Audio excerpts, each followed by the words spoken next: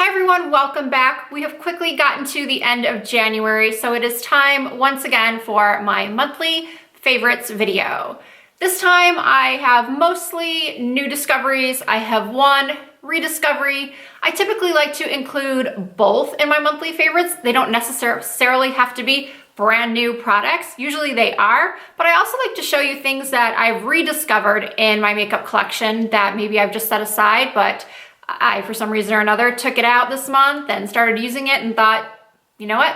I really like this. I'm really glad I have this and I don't talk about it enough. So if you're interested in hearing about all my favorites for the month of January, then please keep on watching.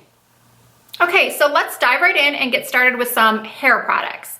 A lot of you know that for the past year, I have been really working hard on getting my hair back to a healthy state from all the damage that it incurred when I went to really dark, almost black color, and then the process of going through all the stages of getting back to this light color. So I've talked about in several of my videos some of the products that I have been loving, like the Alterna Caviar Repair, the hair vitamins that I'm taking. But like many of you, even if I like something, I'm always willing to try something else to see if it works even better. That's just the beauty product junkie in me. So when I saw that Sephora had these Bumble and Bumble Repair Blow Dry Creams as their 100-point perk, I decided to try it. So to be honest with you, I had never heard of this product. So as soon as I got home, I looked on Sephora.com to look at the reviews, and overall they were pretty good. So the next time I shampooed and conditioned my hair, I did a deep conditioner. I used the Joico K-Pack, which I've been using for a while, and then I put about a pea-size amount, maybe like a nickel size, so more than a pea-size amount through my hair, and I blow dried. And my hair looked so amazing. I believe I talked about it on my Snapchat, like that my hair just looked so healthy. It was so easy to blow dry. It just felt so soft. I was just really impressed. So I wasn't sure if it was the Joico K-Pack that I had used or this or just the miracle combination. So the next time I shampooed and conditioned my hair, which is usually every second or third day, I used this again and very similar result. It wasn't quite as soft, but it still looked really healthy and shiny. I was just so impressed with the overall look of my hair. I hadn't been that impressed with the final result of a blow dry in quite a while. So the next time I went into Sephora, I was still hesitant to purchase a full size because it's like $30 or something for a tube, so it's quite expensive. So the next time I was in Sephora, I used some more of my points to get like 3 more of these because, I don't know, for me, I don't know about you, but Sephora points, they just don't do much for me.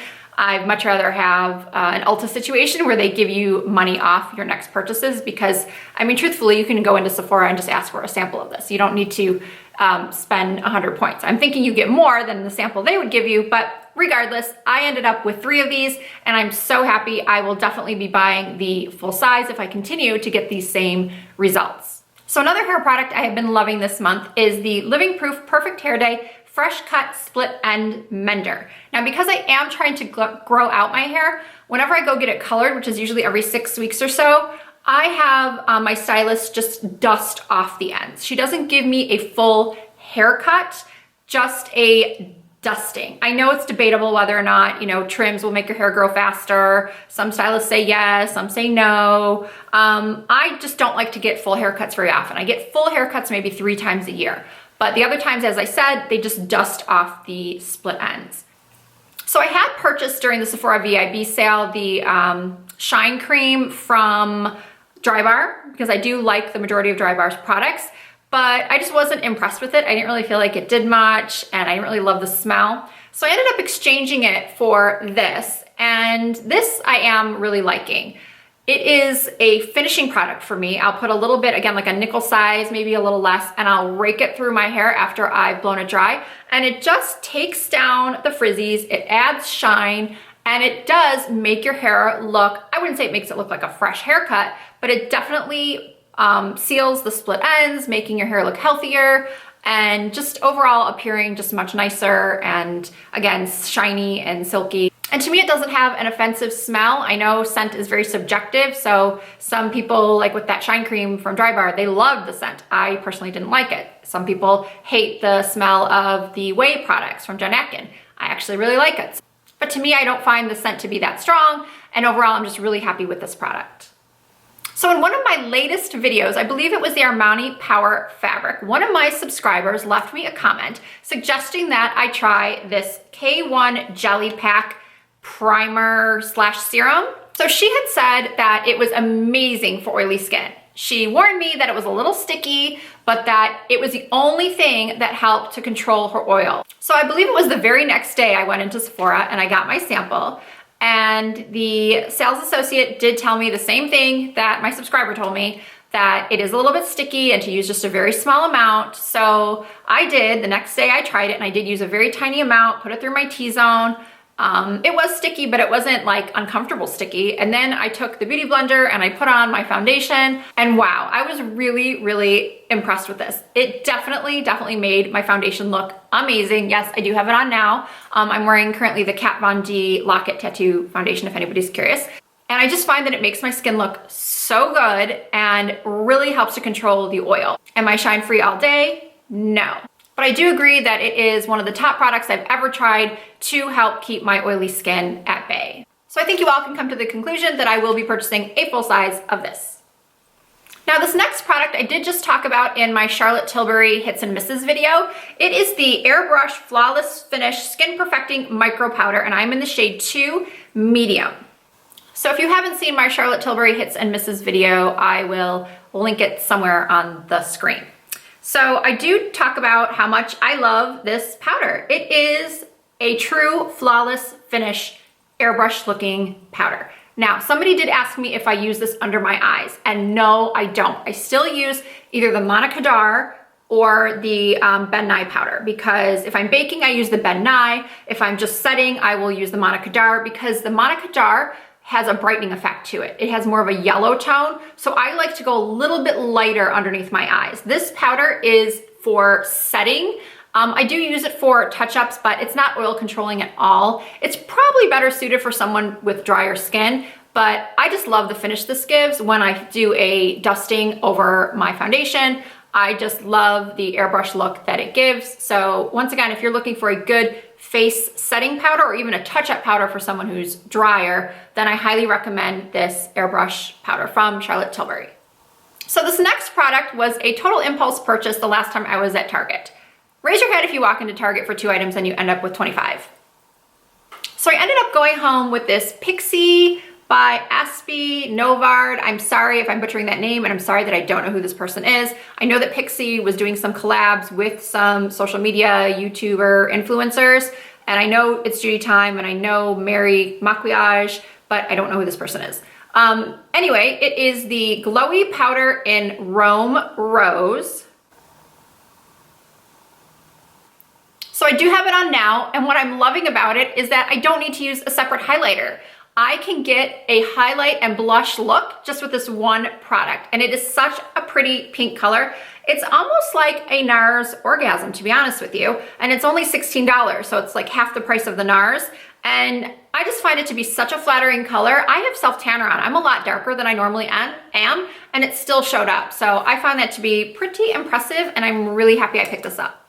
So now I want to get to a rediscovery. I have been really into using my Lorac Pro Palettes, specifically the Pro 2. I have been reaching for this a lot. It just has all of the colors that I need to do any type of eye look that I want. The only thing that it's missing is that I wish it had like a matte medium brown. There's a light brown, and then there's this cocoa and mocha, but they're both shimmers. So I kind of wish that one of these browns was a matte and it would be perfect. But overall, I just think these colors are so great, and I love the formula of Lorac shadows. If you guys have the Lorac 3, let me know if you think I need to get it. I saw it when it first came out, and I see it all the time when I'm in Sephora or Ulta, and I'm so tempted, but then I'm like, you have so many palettes, you don't need it. But if you have it and you think I'll love it, let me know, because I don't know, I just forget how much I really love these palettes. They're great for travel, and I mean, the packaging gets super messy, which I don't like, but overall, I just think Lorac makes some of the best eyeshadows out there. So I have a couple lip products to show you. The last time I was at Ulta, I saw this range that I had never seen before called Julep, and there were all these really pretty liquid lipsticks that they had a display of. And this is the packaging. So I thought the packaging was really nice and I thought, ooh, new products, liquid lipsticks, let me try them. So I went over and I did some swatches and I thought the formula was really nice. It is a liquid lipstick, so it's a matte, but it just felt like almost like a whipped texture. But sometimes I've tried other liquid lipsticks that have a whipped texture, but they're streaky. They go on very streaky on the lips. This went on so nicely. This is the applicator. So this is the shade Say Hello. It's a really pretty, like dusty rose, mauve-y color. I just put it on in the store and I felt like it just really enhanced my complexion. I've just started to move away from really pale lips. I don't know what it is. They just don't do much for my complexion anymore. I used to be obsessed with a really nude lip and a smoky eye. And now I feel like I just need some color. And you guys have told me as well that, you know, in my videos or on Instagram that whenever I post a picture of me wearing a deeper color, a berry color, I always get so many more compliments than when I wear a nude. So I love the color. I love the formula. The price was reasonable. I think it was like $18 or $20. I will put the correct price in the description bar, but I'm definitely gonna check out more colors in this Julep liquid lipstick. So another lip product that you'll probably be seeing in a lot of YouTubers' favorites videos is this Marc Jacobs Liquid Lip Cream. I have this shade Shush Blush.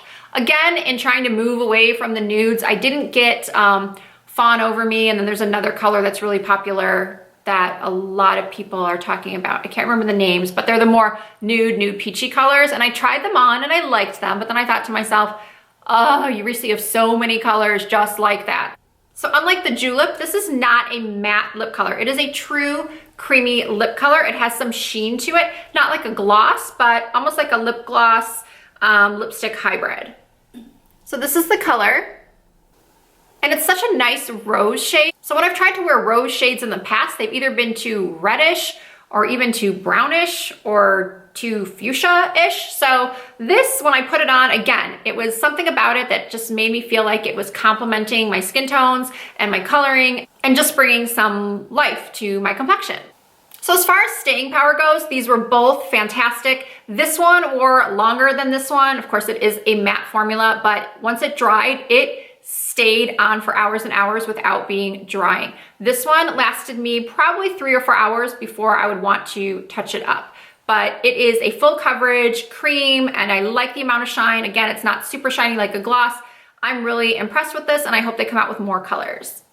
So I have just a couple more things to show you for the month. Next up is the Stila Magnificent Metals Glitter and Glow Liquid Eyeshadow. Now, this is not gonna be for everyone. I know a lot of my subscribers are over 40 and maybe glitter and shimmer is not your thing, but I am still holding on to wearing glitter once in a while, especially when it's as easy to work with as this.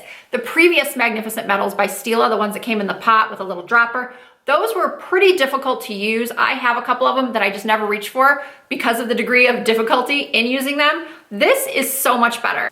It is a doe foot applicator and you just touch it to the lid. You can apply it all over the lid. I do have a little bit on now. And what I did is I just, once my eyeshadow was done, I put a little bit on the center and then I just patted it out.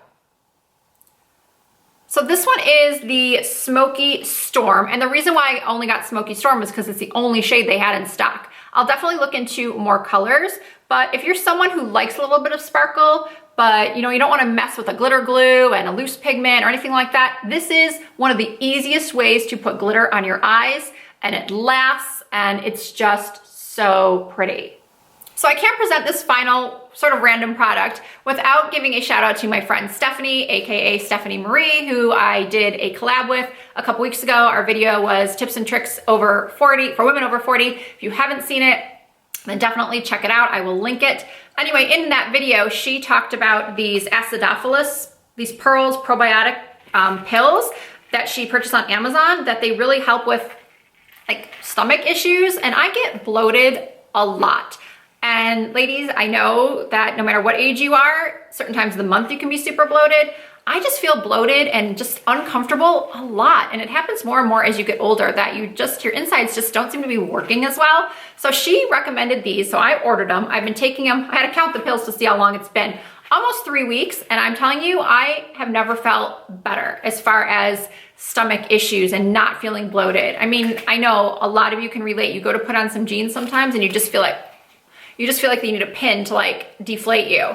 And this has helped me so much. So thank you, Stephanie, for this recommendation. And I just had to put it in my monthly favorites because it is a favorite for sure. So that's all. That concludes my monthly favorites for January. If you did enjoy the video, please leave me a thumbs up. Don't forget to subscribe if you're not already. And I appreciate you guys so much for watching. You can also follow me on Instagram and Snapchat and Twitter and Facebook. All of that is Risa Does Makeup, and I'll see you very soon.